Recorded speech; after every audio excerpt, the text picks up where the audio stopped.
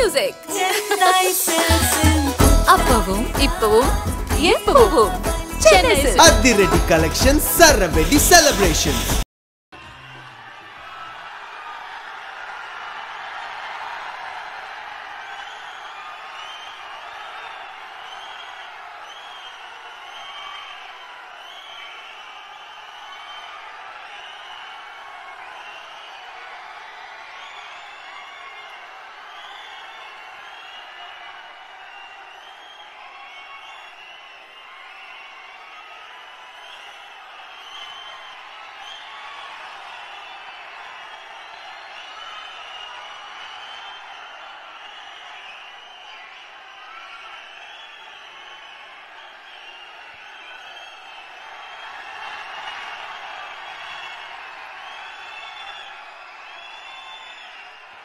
Om Namah Shivaya.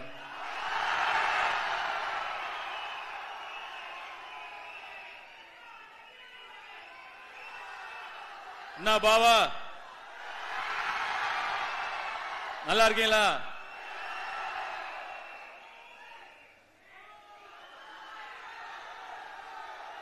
Madurai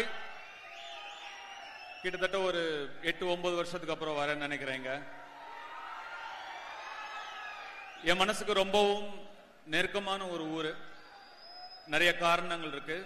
அதுல ரொம்ப முக்கியமான காரணத்தை நான் முதல்ல சொல்றேன். என்னுடைய அப்பாவும் அம்மாவும் சங்கராபுரம் எங்க அம்மா பிறந்த ஊர், மல்லிகாபுரம்ங்கிறது எங்க அப்பா பிறந்த ஊர். இந்த படத்துல வர மாதிரியே எங்க அப்பாவும் பொழப்பு தேடி சென்னைக்கு வருதுன்னு முடிவு பண்ணிட்டாரு. ஆனா சென்னைக்கு வர அவர்கிட்ட காசு இல்ல, பஸ்ஸுக்கு காசு இல்ல. அப்போ இங்க இருக்கிற ஒரு சொந்தக்காரங்க, மதுரையில இருக்கிற ஒரு சொந்தக்காரங்க வீட்டுக்கு வந்து பணம் வாங்கிட்டு, அதாவது மெட்ராஸுக்கு போக பஸ்ஸுக்கு பணம் வாங்கிட்டு மெட்ராஸுக்கு வரணும்.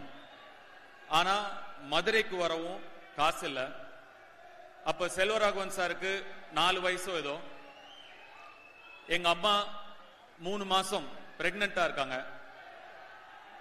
அவங்க ஊர்ல இருந்து மதுரைக்கு நடந்து வந்தாங்க.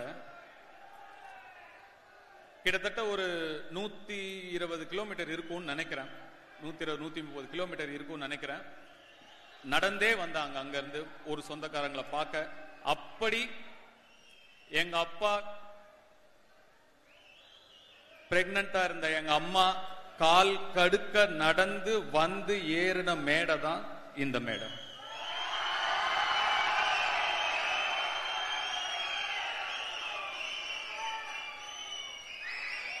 நான் எவ்வளவோ ட்ரை பண்ண அவங்களை எப்படியாவது இங்க கொண்டு வரணும்னு.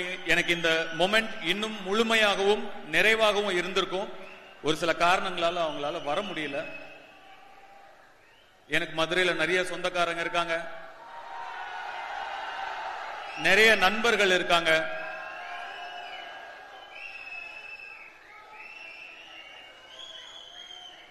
இங்க இருந்து அங்க இருந்து கை தட்டிட்டு விசில் அடிச்சிட்டு இருக்கிற நீங்கெல்லாம்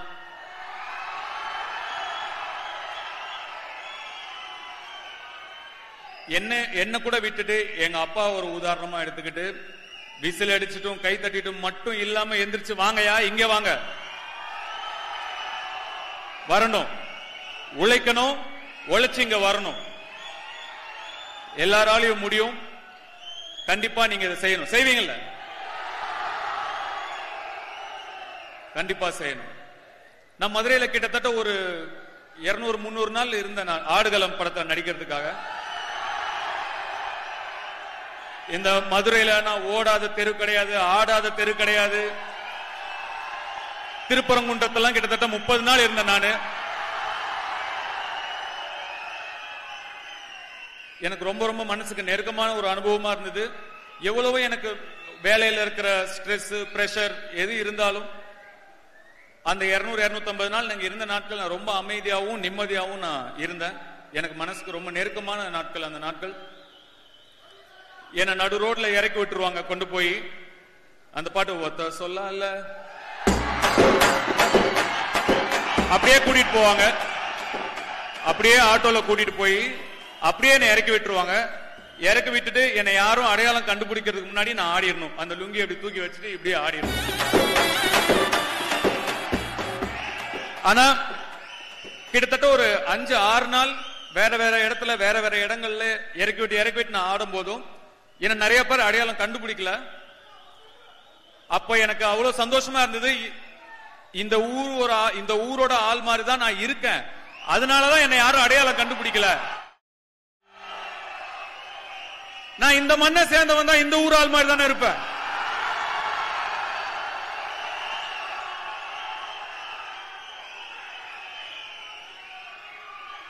சாவ மேல கைய வச்சேன் வை கொண்டே புருவேன். இங்க இருக்கிற ஒவ்வொரு சேவலும் பந்தயம் அடிக்கிற சேவல் தான். அந்த படம் ரிலீஸ் ஆகும் போது நிறைய படங்கள் சென்னையில ஃபர்ஸ்ட் டே ஃபர்ஸ்ட் ஷோ பார்ப்போம். ஷூட்டிங் இல்லைன்னா ஃபர்ஸ்ட் டே ஃபர்ஸ்ட் ஷோ போக முடியும், இல்லைன்னா அதுவும் முடியாது. ஆடுகளம் மட்டும் மதுரையில தான் ஃபர்ஸ்ட் டே ஃபர்ஸ்ட் ஷோ பாப்பேன்னு பிளைட் பிடிச்சி இங்க வந்து ஃபர்ஸ்ட் டே ஃபர்ஸ்ட் ஷோ பார்த்தேன். ஜெயான்னு ஏதோ ஒரு தியேட்டர் நினைக்கிறேன்,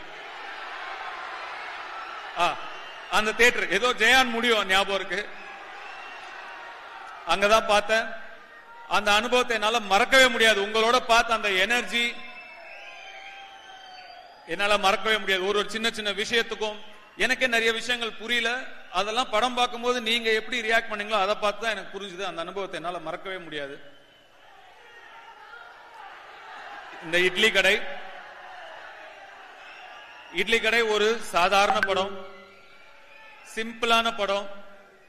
ஆனா நிச்சயமா நீங்க எல்லாரும் உங்க ஃபேமிலியோட உங்க குழந்தைங்களோட போய் பார்த்து எமோஷனலா கனெக்ட் பண்ணி என்ஜாய் பண்ற ஒரு படமா நிச்சயமா இருக்கும்.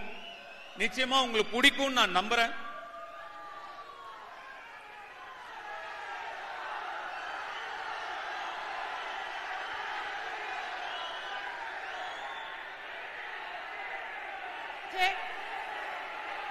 சார் ரொம்ப நேரமா நான் பேசுறது எனக்கு கேட்கல சார், அதனால ஹை டெசிபல்லே பேசிட்டு இருக்கேன். எனக்கு நீங்க என்ன கேக்குறீங்கன்னு சரியா புரியல. வட சென்னை 2 சார், வட சென்னை 2 வட சென்னை 2 கேக்குறாங்க சார்.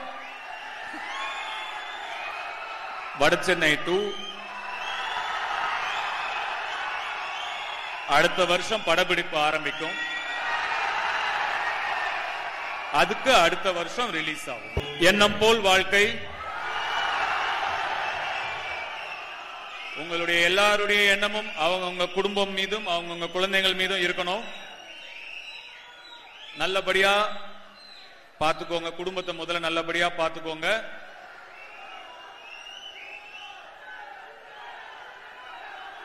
அக்டோபர் 1ஆம் தேதி திரையில சந்திப்போம்.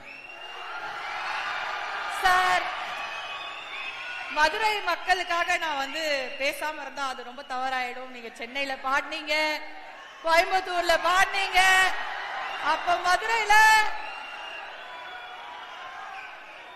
கேளுங்கப்பா, உனக்காக தானே பேசிட்டு இருக்கேன்.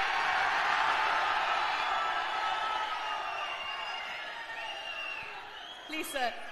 கண்டிப்பா இந்த படத்துல ஒரு அழகான பாட்டு இருக்கு.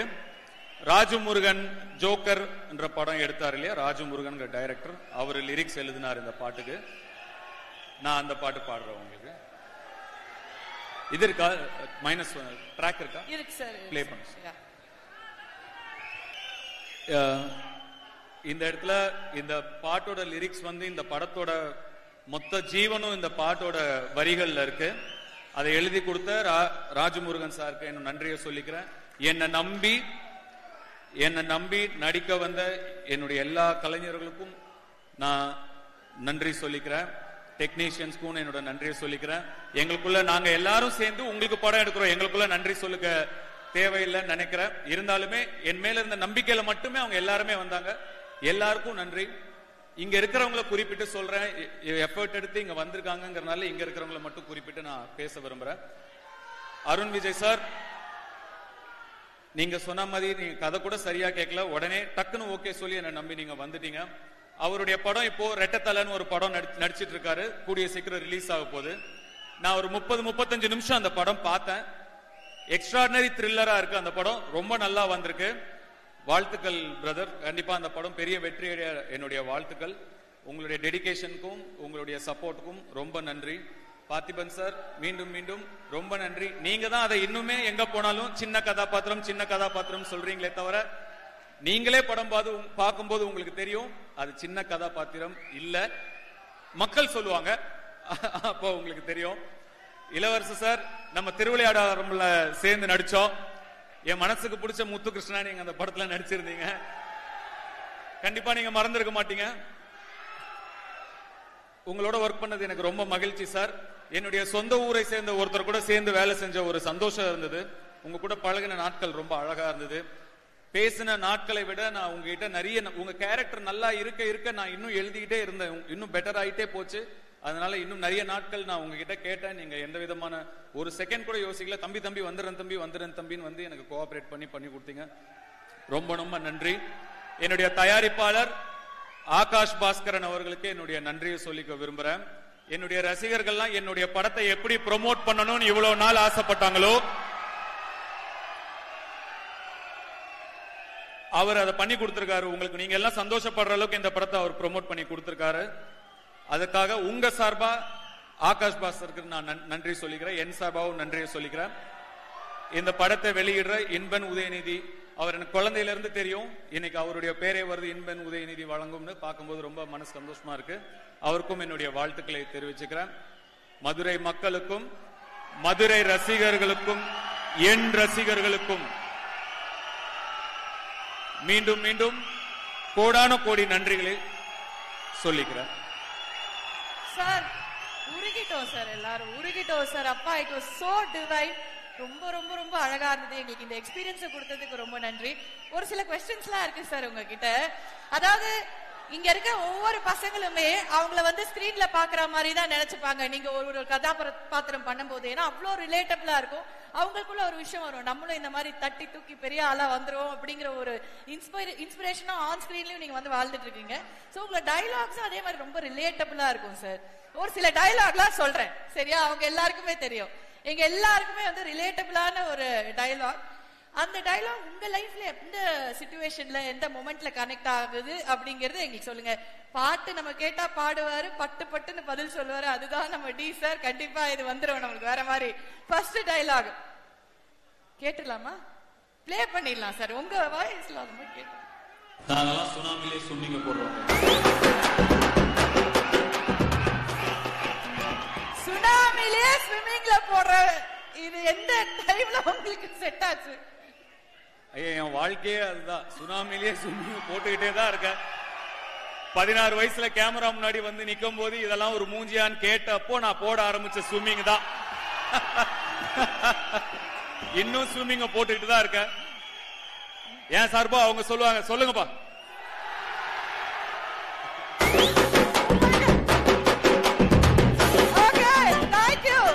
அடுத்த டைலாக் போயிடலாமா? எல்லாம் மனப்பாடமா நமக்கு தெரியும். டிஜே அடுத்தது பிளாக் ப்ளே பண்ணு. சேட்டை பிடிச்ச பையன் சார், சும்மா ஜாலிக்காக இன்சம் பண்ணுவான் சார். சேட்டை பிடிச்ச பையன் சார், சும்மா ஜாலிக்கெல்லாம் இன்சம் பண்ணுவான். மாறி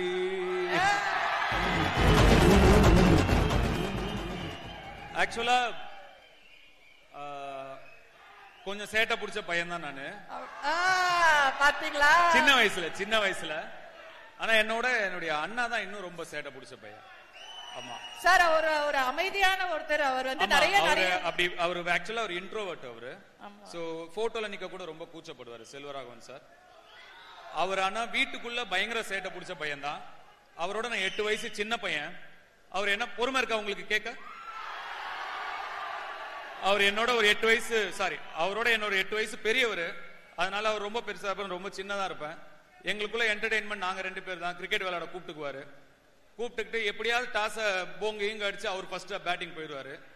பெரியவர் என்னால அவ்வளவு ஈஸியா அவர் அவுட் ஆக்க முடியாது. நான் ஒரு 3 மணி நேரம் 3.5 மணி நேரம் பால் போடுவேன். கஷ்டப்பட்டு அவுட் ஆனோன்னா பேட்டை போட்டு ஓடிடுவாரு. எனக்கு திருப்பி போட மாட்டாரு. நான் பாதி நேரம் நான் விளையாண்டதே கிடையாது, போலிங் தான் போடுவேன். அதே மாதிரி நாலனா அப்பெல்லாம் 10 காசு 5 காசு 25 காசு 20 காசு எல்லாம் இருந்தது. அதெல்லாம் கொஞ்சம் கொஞ்சமா சேர்த்து ஏதாவது வாங்கி சாப்பிடறதுக்கு தான். திருப்பி அதே தான் நமக்கு. அது ஒண்ணுதான் ட்ரீம். சின்ன வயசுல அப்படியே வாங்கி சேர்த்து வைப்பேன். மொத்தமா அது ஒரு 4 ரூபாய் 5 ரூபாய் வாங்கும்போது அவர் வந்து திருடிட்டு போயிடுவார் அது மொத்தமா. இந்த மாதிரி அதிகமான சேட்டை பிடிச்ச பையன் வந்து அவர்தான். ஆஹா, அப்படி ஒரு அமைதியான ஒரு ஜீவனுக்குள்ள இவ்வளவு விஷயங்கள் இருந்திருக்குல்ல. ஆமா, அதுவும் ரொம்ப குட்டியா இருக்கும் போது பண்ணுவாங்க சார் அவங்கலாம் பயங்கரமா. ஓகே, இந்த அண்ணனுங்களுக்கு தம்பியை டார்ச்சர் பண்றதுல என்னதான் சந்தோஷமோ. கரெக்ட். அடுத்தது டிஜே. ஜெயிக்கிறோமோ இல்லையோ முதல்ல சண்டை செய்யணும். கரெக்ட் தான், ஜெயிக்கிறோமோ தோக்குறோமோ முதல்ல சண்டை செய்யணும். ஆனா சண்டைய அங்க செய்யாதீங்க, சண்டைய படிப்புல செய்யுங்க, உழைப்புல செய்யுங்க, அங்க செய்யுங்க. சண்டை நமக்குள்ள இருக்கணும், உள்ள இருக்கணும். இன்னைக்கு இருக்கிறத விட நாளைக்கு இருக்கிற இடம் பெட்டரா இருக்கணும். அதுக்கு தான் சண்டை செய்யணும். படத்துல அந்த டயலாக் மாசா இருக்கலாம், நிஜத்துல சண்டை அங்க செய்யாதீங்க. சார் வா, இந்த கடைசிக்கு டயலாக் இன்னும் பயங்கரமா வரும். நிஜமா போட்டிருப்பா அத. நம்ம கிட்ட காடு இருந்தா எடுத்துக்கிடுவானு, பூவா இருந்தா புடிங்கிடுவானு. ஆனா படிப்பை மட்டும் நம்ம கிட்ட இருந்து எடுத்துக்கிடவே முடியாது சிதம்பரம். படிப்பு முக்கியம் சிதம்பரம். இதுக்கு எந்த எக்ஸ்பிளனேஷனும் தேவையில்லைன்னு நினைக்கிறேன். இது வரைக்கும் கேட்ட வசனங்களே இதுதான் சிறப்பான வசனம். டெஃபினெட்லி. சோ இதனாலதான் சார் இவ்வளவு பேருக்கு நீங்க வந்து இவ்வளவு பெரிய இன்ஸ்பிரேஷன். ஏன்னா வந்து கூட இருந்து ஒரு அண்ணனா நீங்க வந்து வீட்டுல என்ன சொல்லுவீங்களோ அதை தான் நீங்க ஸ்டேஜ்லயும் ஒவ்வொரு தம்பிக்கும் சொல்லிட்டு இருக்கீங்க. Thank you so much. உங்களுக்கு தெரியும், நான் வாரம் எல்லாரையும் சந்திச்சுட்டு தான் இருக்கேன்.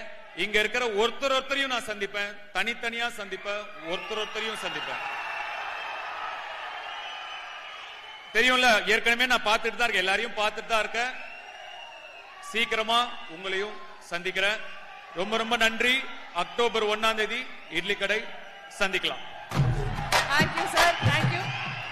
நான் ஒரு கேள்வி கேட்கலாமா? 2 கேள்வி ரொம்ப முக்கியமா ஆசையா இருக்கு, கேட்கலாமா? இல்லாட்டி சோ நிறைய பண்றீங்க சார், எழுதுறீங்க, பாடுறீங்க, நடிக்கிறீங்க, டைரக்ஷன் எல்லாம்.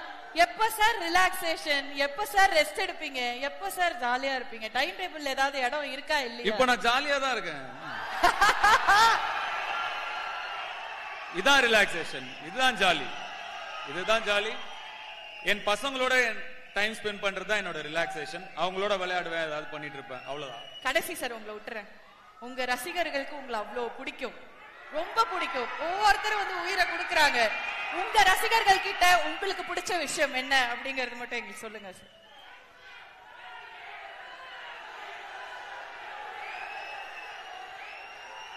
என் ரசிகர்கள் கிட்ட எனக்கு ரொம்ப பிடிச்சது நிறைய இருக்கு. அதுல முக்கியமானது என்னைக்கும் மாறாத நிரந்தரம், கான்ஸ்டன்ட், யார்கிட்டயும் வம்புக்கு போகாத குணம். ஆனா இவங்களை பார்த்தாலே தெரியும் இவங்க கிட்ட வம்பு பண்ணவும் கூடாது.